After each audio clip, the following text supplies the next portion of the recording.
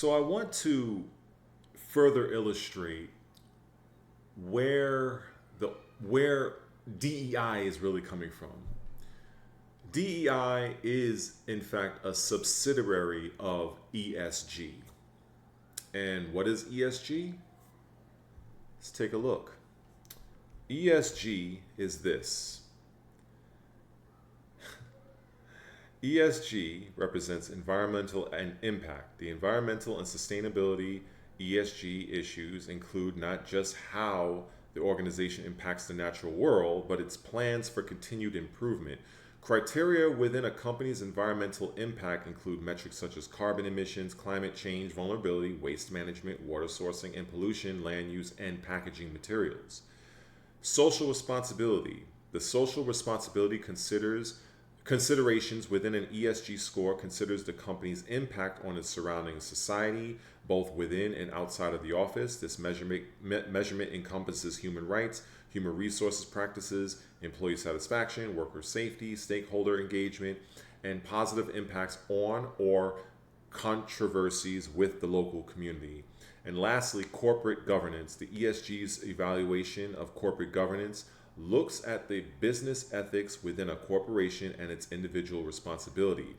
These criteria turn a critical eye on a company's diversity and inclusion initiatives, DEI, executive compensation, tax payments, and documentation transparency. So let me explain this. ESG. It's in the game. Because it is. DEI has been running rampant in a lot of our games, a lot of our movies, our shows, and quite frankly,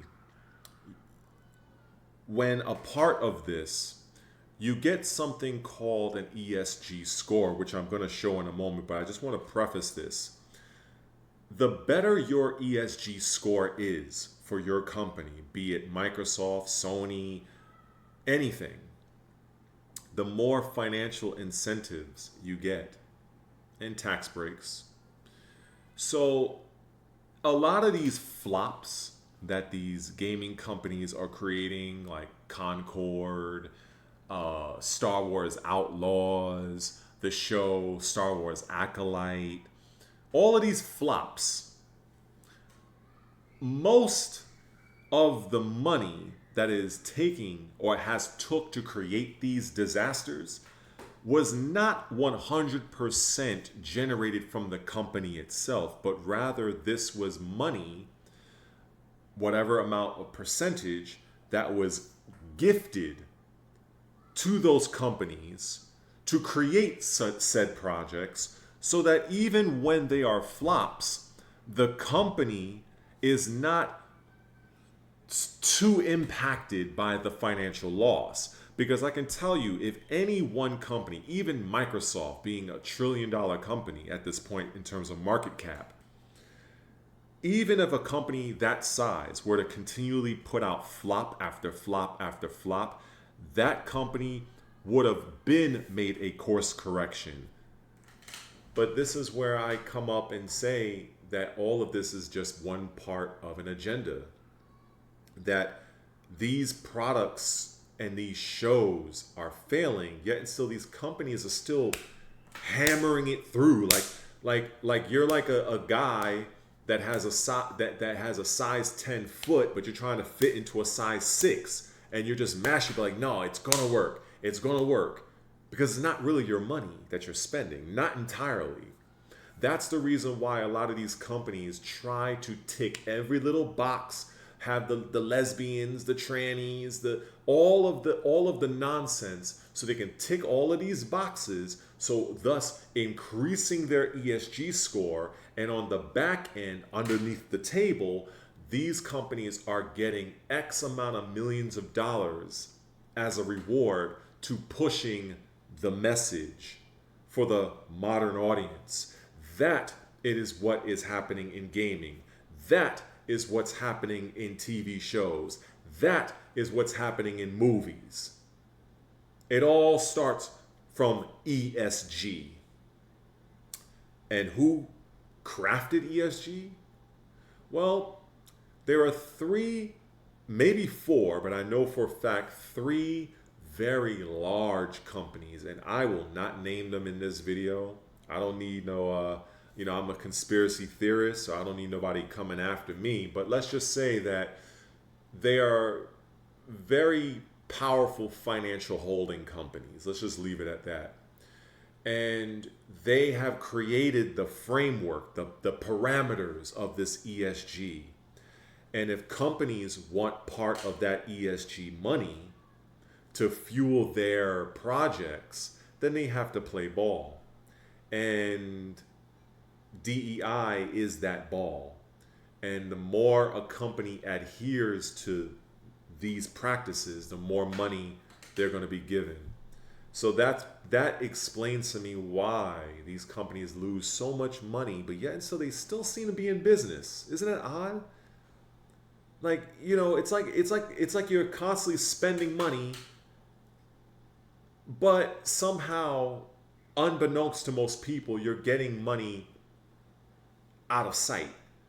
So the person be like, damn, like this company must be very successful. No, because if it wasn't for that off-site money, I would have been out of business. And that's what's been happening. So let me show you something else, actually.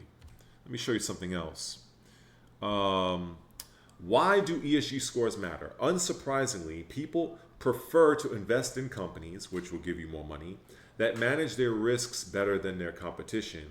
Companies with high ESG scores appear sustainable, boast fewer liabilities, build positive brand reputations, and maintain strong relationships with their clients and stakeholders. As a result, these companies have an advantage when attracting talent, impressing consumers, and raising capital.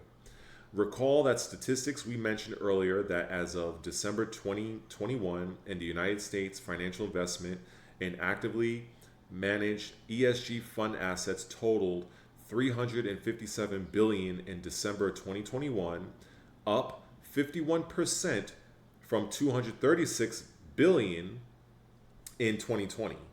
So basically from 2020 to 2021, they went from 236 billion to 357 billion. And we're now in 2024. Clearly, investors are paying attention to and backing ESG focused companies, and it's paying off. According to a 2022 report, between 2013 and 2020, companies with consistently high ESG performance tended to score 2.6 times higher on total shareholder return than medium ESG performers.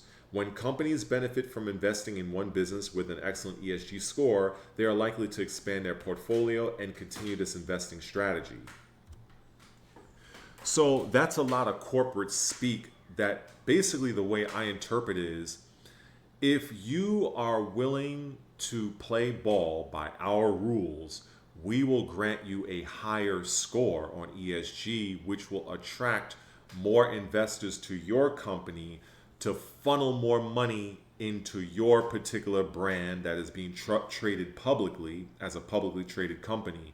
So this is why when you have companies like a Ubisoft, EA, Microsoft, Sony, Nintendo, all of these companies are a part of it. All of them. And I'm saying this even as an Xbox fan. I know what reality is. And quite frankly, I don't really see a lot of YouTubers really talking about this, to be perfectly honest. I don't know if they really even are aware of this.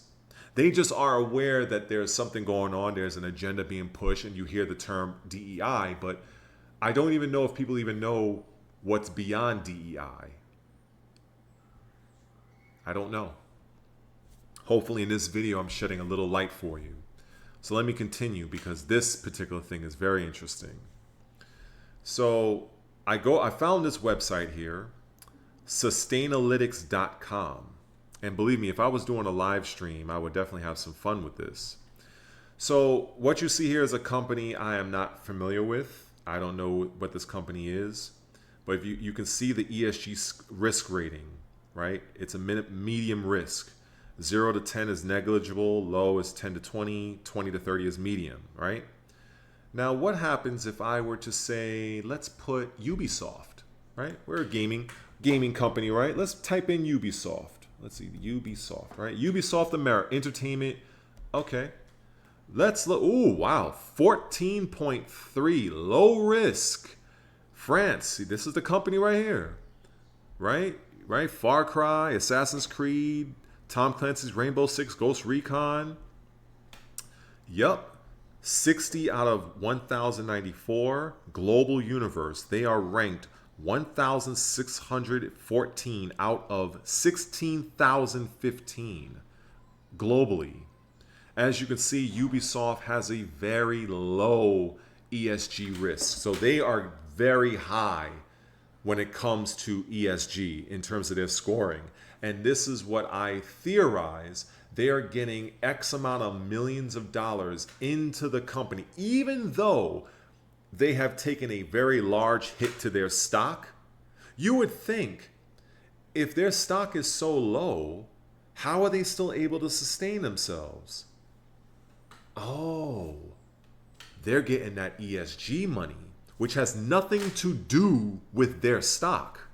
That's money that's coming off site because they are ticking those DEI boxes. But as a result, the projects they are creating, from the Star Wars Outlaws and that train wreck, it's tanking publicly in the stock market. Some of their investors are pissed off. But again, if we're using logic, then you would think that Ubisoft would do a course correction and say, you know what? We're not part of this no more. Nope.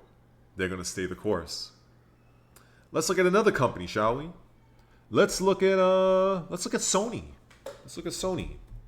Sony Corp, right? PlayStation. Oh, yes. Sony PlayStation, 15.6 low risk. Yes. Oh, yes. 15.6 low risk. Oh, and look at that. They are very, very good. 2,226 out of 16,015 in the global universe, right? And this was last updated May 23rd, 2024. And this is PlayStation, right? Game consoles, professional broadcasting camera, because I think some people forget that Sony is more than just PlayStation. Let's look at let's look at Disney. Let's look at Disney, shall we? What is Disney's risk assessment? Walt Disney Corp, right? Ooh, not far behind. 15.1%. And they're even lower at 2008 out of 16,015. And they were last updated July 18th, 2024. So when you understand, when you have a better understanding of what is versus what isn't, what is reality and what isn't, as people like myself do, you understand when you look at what is happening in the gaming industry with a lot of these trannies and the woke and all this DEI business. It goes a lot, the rabbit hole goes way deeper, way deeper. These are companies that are able to sustain this nonsense because they are getting money off site from other companies because they are ticking all of those DEI boxes. Otherwise, these companies would have either been out of business or they would have already did a course correction. And that is real talk.